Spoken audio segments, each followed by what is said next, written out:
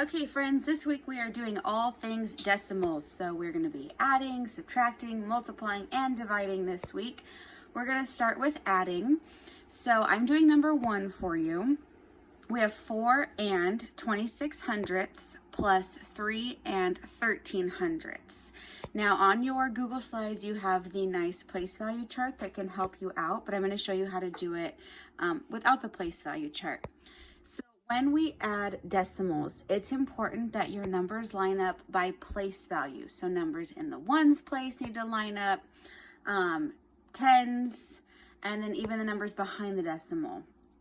So the thing that I do that helps me out while you're learning this is to line up your decimals first, because those should line up. So I'm going to put my top and bottom decimal.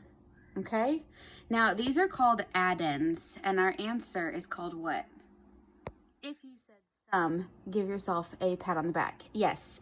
So I'm going to put the biggest addend on top. So my biggest addend is 4 and 26 hundredths, because 4 is greater than 3. So that's going to go on top.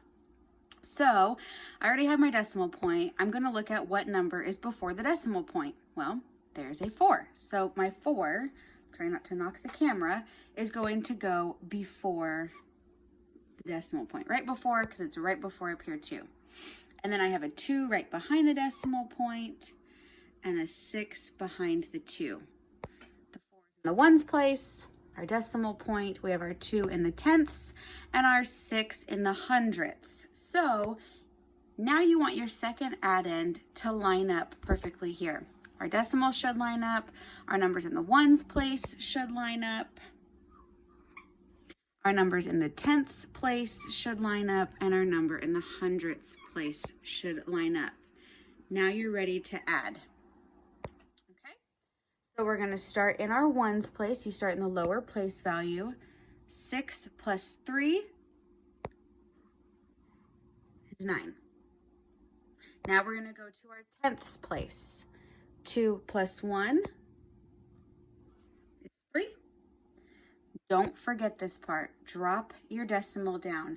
If you remember in class, we watched the Carl's Jr. video where a burger was like $2.99. And if you remember, they forgot the decimal point, which made it look like $299.